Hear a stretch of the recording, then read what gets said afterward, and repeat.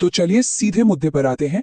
आज दुनिया भर में जो हालात बने हुए हैं उन्हें देखते हुए हमने ये सवाल उठाया है, क्या डिफेंस सेक्टर यानी कि रक्षा क्षेत्र एक निवेशक के पोर्टफोलियो के लिए वाकई एक सुरक्षा कवच का काम कर सकता है? हमारे पूरे विश्लेषण के आधार पर हम इस नतीजे पर पहुंचे हैं कि ये सेक्टर सच में एक सुरक्षा कवच की तरह काम कर सकता है। लेकिन ये सिर्फ एक कही सुनी बात नहीं है, इसके पीछे बहुत ठोस कारण है। हमारी पड़ताल 3 खास वजहों की ओर इशारा करती है। पहला, मेक इन इंडिया जैसी सरकारी नीतियों का जबरदस्त सपोर्ट। दूसरा, इन कंपनियों के पास सालों साल चलने वाले बड़े बड़े ऑर्डर्स हैं, जिससे ये साफ पता चलता है कि आने वाले वक्त में इनकी कमाई कैसी रहने वाली है। और तीसरा, कुछ ऐसे ग्रोथ ड्राइवर्स हैं जो इस सेक्टर को लगातार आगे बढ़ा रहे हैं।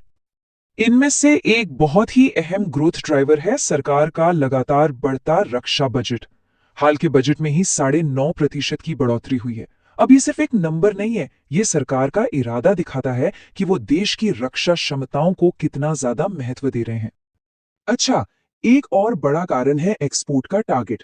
सरकार ने 2029 तक 50,000 करोड़ रुपए के रक्षा निर्यात का लक्ष्य रखा है। सोचिए, ये कितना बड़ा लक्ष्य है।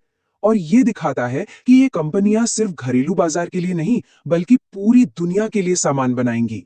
सबसे पहले हिंदुस्तान एरोनॉटिक्स यानी HAL। जरा सोचिए, भारत की वायुसेना के लिए लगभग सभी विमान और हेलीकॉप्टर यही एक कंपनी बनाती है। इसका सीधा मतलब है कि इनके पास काम की कोई कमी हो ही नहीं सकती। इसके बाद है भारत इलेक्ट्रॉनिक्स यानी BEL। ये company defence electronics, communication system और रडार जैसे बहुत जरूरी क्षेत्रों में लीडर है। मतलब ये सिर्फ हार्डवेयर नहीं, बल्कि हमारी रक्षा प्रणाली का दिमाग भी तैयार करते हैं। फिर आती है भारत डायनामिक्स यानी BDL। ये कंपनी हमारी मिसाइल शक्ति की रीढ़ की हड्डी है। जब भी हम किसी मिसाइल परीक्षण के बारे में सुनते हैं ना, तो बहुत ज्यादा संभावना है कि उसके पीछे BDL का ही हाथ हो।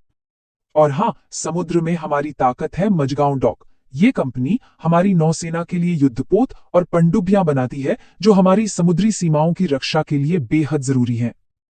देखिए, पिछले 5 सालों में इस सेक्टर ने हर साल औसतन 70% की अविश्वसनीय ग्रोथ दिखाई है।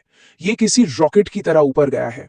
अब हमारा अनुमान है कि आगे ये रफ्तार थोड़ी थमेगी, लेकिन फिर भी हर साल 15 से 20% की एक बहुत ही मजबूत दर से बढ़ेगी।